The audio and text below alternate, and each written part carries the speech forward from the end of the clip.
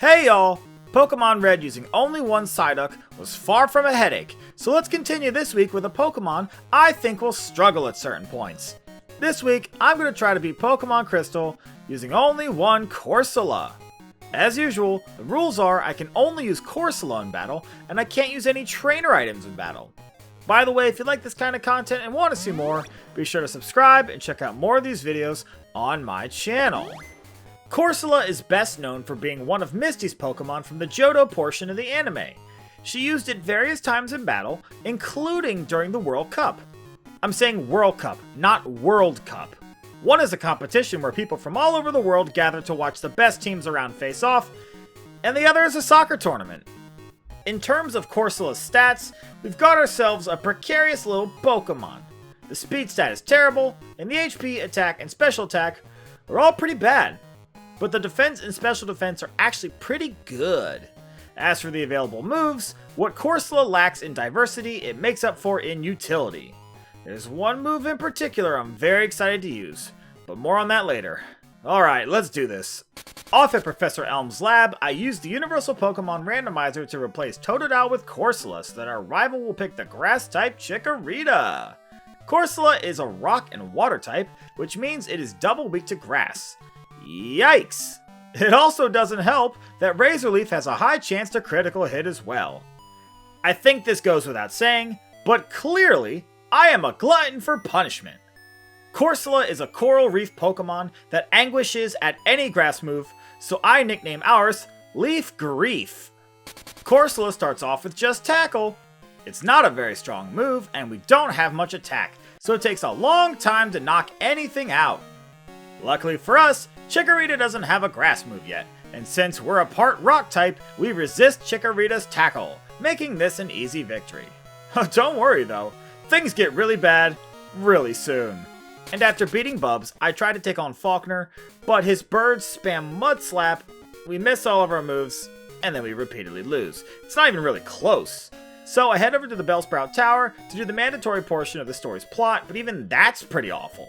Despite being a much higher level, Vine Whips from the level 3 Bellsprouts are doing over half of our health at first, and even after all the battles in the extra levels, you can see during the battle with the final sage that his Bellsprout's Vine Whip does a third of our health. I can't believe I had to grind to level 17 just to get past the friggin' Bellsprout Tower, or as I like to call it now, the 9th Circle of Bell. Well great, now we're trapped in Violet City until we beat Faulkner, and the only advantage we've gained is the move Bubble. It does about the same damage as Tackle, but it doesn't have a chance to miss. That is, until Faulkner's Flying Freaks start spamming Mud Slap repeatedly, at which point Corsola's accuracy gets so low that we miss literally dozens of attacks and just barely squeak out a victory. And just like Bellsprout Tower, this battle takes many resets and there's not much skill to be had. Just pray you don't miss your moves. What with all the Mud Slaps, Corsola's eyesight is so bad in this battle, it could bowl a gutter ball even with the bumpers up.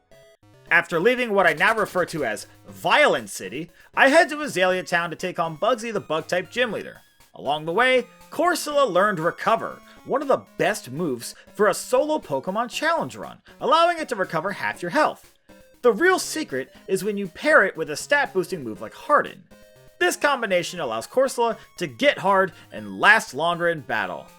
If only I could get some of that action. Because these challenges are exhausting, not for any other reason. Anyways, Bugsy's Scyther normally poses a problem with Fury Cutter, but not today. However, should your battle last more than 4 hours, please consult your doctor. After beating Bugsy, it's time to take on the rival Bubs once again. His Chikorita is now a Bayleaf that knows Razor Leaf, a strong grass move that has a high critical hit chance. Honestly, the difference that this one move makes is beyond Bayleaf. There it is. Despite our massive level advantage, a single Razor Leaf does over half of our health, and a critical hit knocks us out. And if not for the fact that we have both Mud Slap and Recover, I don't know how much higher our level would have to be for us to get past this herbaceous impasse. Next up is the Goldenrod City Gym and Whitney's Mill Tank. At this point, Corsola has become so strong that I'm confident we'll be able to win on the first try, and I do just that. Clefairy really tries its best too. metronoming into Outrage, which is a strong dragon move, but Corsola is just too bulky. I'm able to maximize our defense with Harden to the point where even her Miltank can't put a dent in us. Wow, normally Whitney is a great barrier in these runs, so to beat her on the first try is a huge re-reef. Oh, make it stop.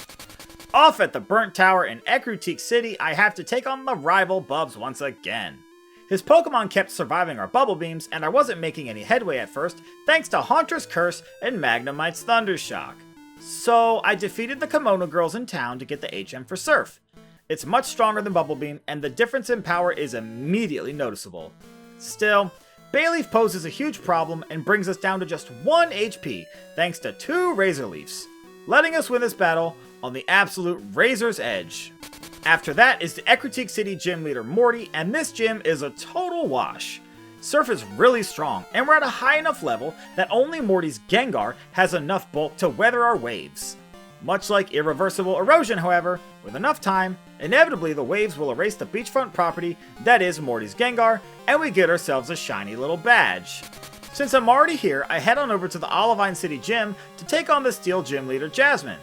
I had to get the secret potion for the Ampharos working in the lighthouse first, which of course required surfing across the ocean to Cianwood City, and then surfing all the way back to the Olivine City Gym. Well, after all of that, what do we do to win this normally agonizing battle? We just keep surfing, of course. Jasmine's team goes down faster than you can say, Salty Wake, Rusty Snake. Speaking of surf, I go back across the ocean to the Cianwood City Gym to take on Chuck. I could have attempted him the first time Corsola came to town, but I wanted to snag Jasmine's mineral badge first for the extra boost to our defense. And we needed it, because Chuck required a few resets to beat. Primeape isn't really an issue, but Poliwrath resists Surf and does massive damage with a super effective Dynamic Punch, which also always confuses. It's a really strong move, however it has 2 fatal flaws.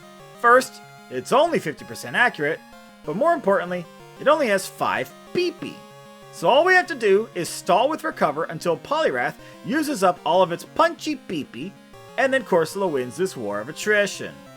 Beating Chuck gives us access to the HM Fly, so now we can fly over to Mahogany Town to take on the Ice-type gym leader Price. While doing some Team Rocket stuff to gain access to the gym, we learned Corsola's best move, Ancient Power. This is that game-changing move I was hinting at earlier. While it sounds like the title for a documentary about the British royal family, Ancient Power is actually a 60 base power rock-type move with a 10% chance to boost all of your stats by 1 stage. Picture this. In a single turn, Corsola gets 50% more base stats. This happens during our battle with Price, but even so, it wasn't really needed here. Even with a full 6 turns of being frozen, Corsola tanks Piloswine's hits better than one of those inflatable clown toys that always springs back up no matter how hard you knock it down. Just like College Dead. Oh. In the Team Rocket Radio Tower anime arc, we take on the rival Bubs in the basement underground. Once again, despite being a much higher level than Bubs' Meganium, its Razor Leaf damages our Coral almost as bad as climate change. I just wish we could do more damage, and it doesn't help that Meganium is very bulky. You know what does help though? Ancient Power! Much like a genie's magic, Ancient Power grants my wish by boosting all of our stats, and unlike climate change, turns the tide back in our favor. It's not all sunshines and rainbows though, since up next is the last Johto gym leader Claire, and she is incredibly frustrating. I had to reset this battle so many times. Her Dragonairs repeatedly Thunder Wave, so even holding a Paralyzed Cure Berry only goes so far.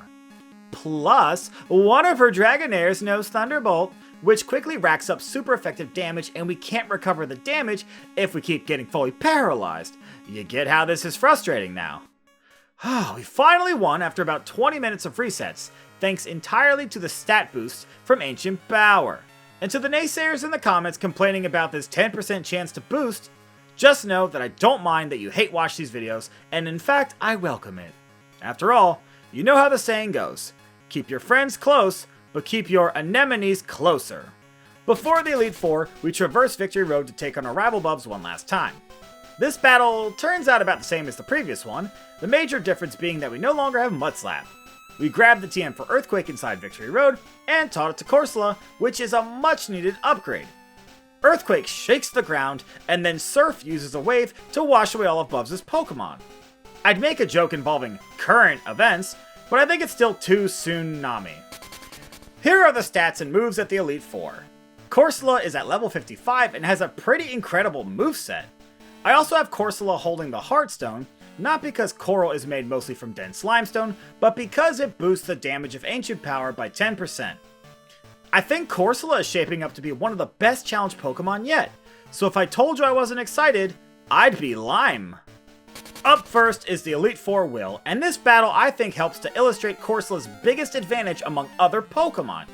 Even with only a maximum 8 BP, there are ample opportunities to snag an Ancient Power boost in most battles, and even when you run out of BP, our boosted defense help us to recover our health, while Earthquake and Surf can tidy things up.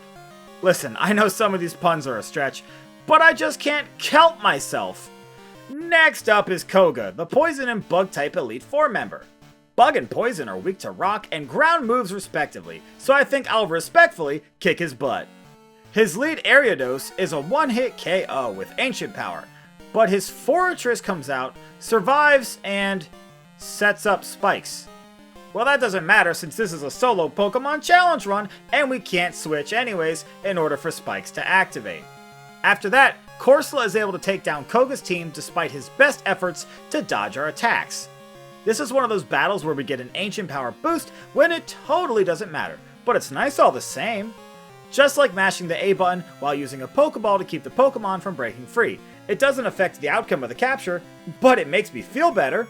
Next up is Bruno, and much like a motorboat's propeller getting stuck in the mud, this is where things take a turn for the worse. Bruno has multiple Pokemon with very strong fighting type moves, which do super effective damage to our Coral Cutie. I get to start off the battle doing one of my favorite things in this game, using Earthquake on a Pokemon that is underground using Dig, which does double the normal damage. After that, I have to do one of my least favorite things though, which is repeatedly spamming Recover just to stay in the battle. And in the end, it's all for Nautical, because Machamp comes out and one-hit KOs Corsola with Cross Chop critical hit. Me no likey. I try again, and this time Cross Chop doesn't critical hit and we survive to knock out the Machamp. Bruno's last Pokemon is an Onix, which is about as useful as a lobotomy. Next up is the Dark-type Elite Four member Karen, and this battle is pretty straightforward.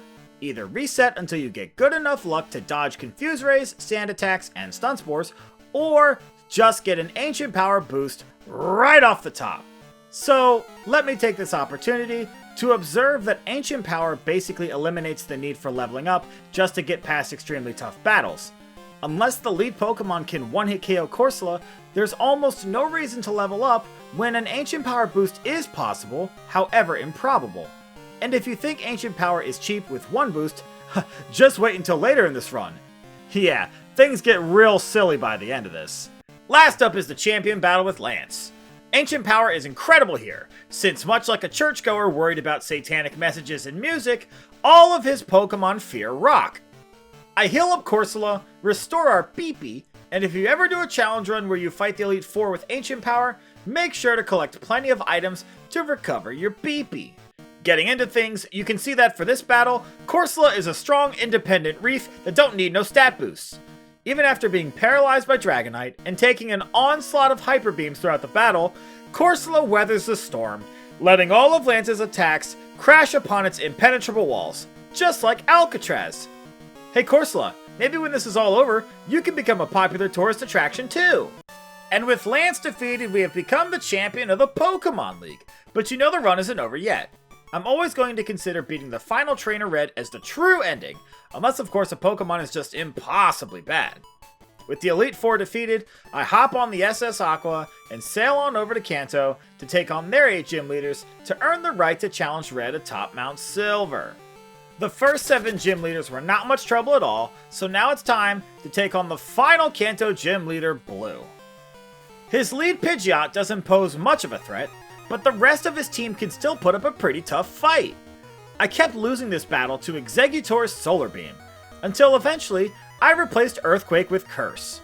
For Ghost types, this move halves your HP to inflict a curse that deals a quarter of your opponent's health each turn. For non-ghost types, however, it's one of the best stat boosting moves in the game, raising attack and defense while lowering speed by 1 stage each. Since Pidgeot can't really hurt us, Corsola is free to boost to its heart's content. Well, actually, Coral don't have hearts. I guess they're kind of like the Tin Man of the Sea. With the power of excessive profanity, there's nothing Blue can do to stop us from winning. Walking through Mount Silver to take on Red, I was feeling pretty confident, especially considering our level, but things did not go as smoothly as I had hoped. Most battles, unfortunately, end like this. Either Pikachu lands a Charm, having our attack and forcing us to reset, or we take a Thunder, at which point Espeon finishes off the remnants of our health. Even with an Ancient Power boost, this battle is not winnable. Unfortunately for my sanity though, I refuse to level up, since I know that technically Ancient Power can still win this for us, so here it goes. So I do the only reasonable thing, which is of course, to reset this battle until not only do we not get charmed, but we also get 2 Ancient Power boosts before the Espeon comes out. Thankfully, it only took 2 hours for that to happen. Oh man, the things I do for y'all.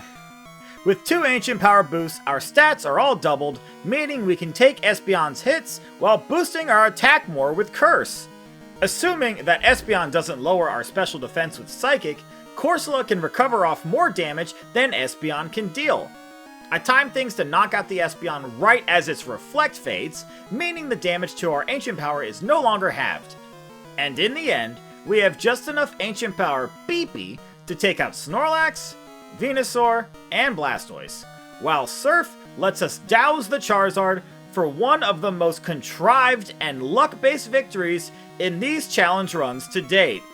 And with that, the challenge is over! Corsola was such a cool Pokemon to use, and I really came to appreciate just how busted a move like Ancient Power can be. Corsola required a lot of luck to beat Red, but then again, sometimes all you need to succeed in life is a seaweed of fortunate events. Well, as always, I want to thank you for making it to the end of this video. These videos are a lot of fun, but also a lot of work, so I really do appreciate it. There's a playlist on my channel where you can find the rest of my Pokemon challenge videos if you want to check those out as well. And if you like this kind of content and want to see more, be sure to subscribe and enable notifications so you'll know right away the next time one of these episodes is uploaded. And if you want early access to these videos and to be listed in the credits, please consider becoming a member. And let me know in the comments what other Pokemon you want to see, and I'll probably do it. Next week, I'm going to try to beat Pokemon Crystal using only 1 Skarmory. Anyways, until next time, bye!